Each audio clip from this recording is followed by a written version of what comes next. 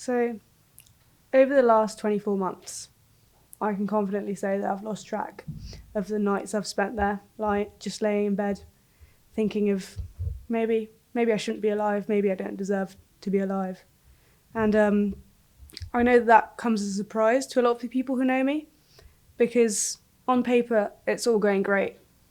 I've got a job straight after my master's. I've got a great group of friends. My family's great. I have no issues on paper. But the truth is that I've struggled a lot during my teenage years especially, and my second and third year at university were a complete write-off. I've dealt with self-loathing, self-doubt, just confidence issues. I always felt like the odd one out. Even at school, I just never really felt like I fit in. But then I came to university, and I think my first year was everything you'd expect from first year in a good way. I made great friends. I was elected JCR president. I had everything I wanted. I was absolutely fantastic. It was great, and I loved it.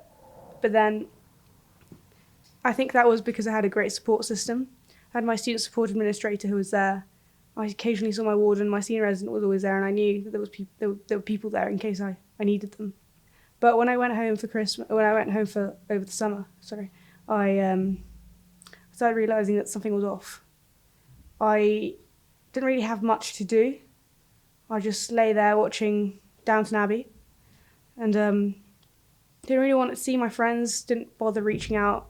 I didn't have the energy to call them. I didn't have any kind of desire to be with anyone apart from myself, and started realising that I didn't actually like my course, that I wasn't doing great in it, and that, maybe I should consider switching.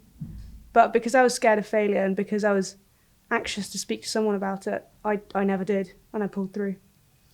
I think that led to a lot of issues, and in fact, in my second year, moving to a house with my friends, although everyone says it's great, second year is great and you move in with your friends, but that was a huge change for me. I felt completely alone, even though I was with people.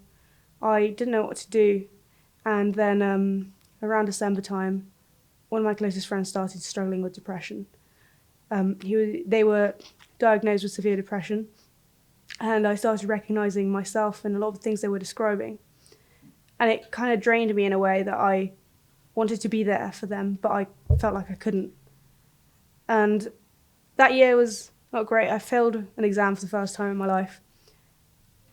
And I felt like I've lost a part of me. I always felt like I was a, good student and so on, but failing that exam just completely changed my perspective about things. Started just living in the library, spent 8 weeks just going from home to the library, not really seeing anyone, not hanging out with my housemates, just spending time there. And that was my life for 8 weeks. Eventually, I came home that summer, and I realised that immediately that I was probably in a very dark state. I looked at my dad in the eye, and I said, "Dad, I don't want to be alive anymore." And it hurts me that, they couldn't see past the stigma. They couldn't see that I needed help. And that's in a way why they didn't let me get that help. I couldn't access it at home that summer. But when I came back to Bristol, I thought, it's fine. It's probably not an issue. I remember reaching out on the very last day of my second year and speaking to a student support administrator at the School of Physics. And I said, "Hey, Barb, I'm really struggling. I don't know what's going on." And she said, you should go to counselling. You should speak to someone. But I didn't really think I was there. People started talking about, get an assessment, go to see your GP. But I was like, no, I'm definitely, that's not me. I'm fine. But then in third year, I started university and I realised, actually, maybe I should reach out. And I eventually did after a complete, reaching rock bottom. I was struggling with my self-esteem. I didn't really know who I was, where I was going. I had extremely dark thoughts, didn't want to leave the house, didn't want to see people. Yeah, and my friend kind of picked me up and he said, it's all going to be okay. So the next day I called the GP and he said, you've got 6 months left as a Bristol student. That's approximately about the waiting time. You've got to see someone with Bristol Wellbeing Therapies.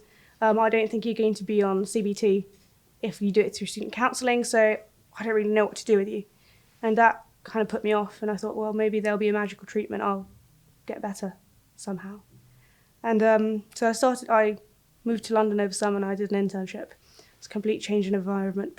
Moving into like the real world is kind of a challenge, and I realised that all of those issues that I'd been dealing with kind of sparked up again. I felt that I wasn't that I didn't deserve to be there, that I was probably not good enough. I was anxious, I didn't want to speak to my colleagues, I didn't basically make any friends. I was living with my best friend from home and he was a good support, but I still was really struggling. I had extremely dark thoughts. And then, I met someone who kind of changed my life in a way. She's a fantastic individual who sat me down and said, Cris, I think you have forgotten that you're not broken, that there is a way out, that you don't have to let your mental health ruin your life because we have the resources to fix it. And she shared her story with me, and I realised that she was right. And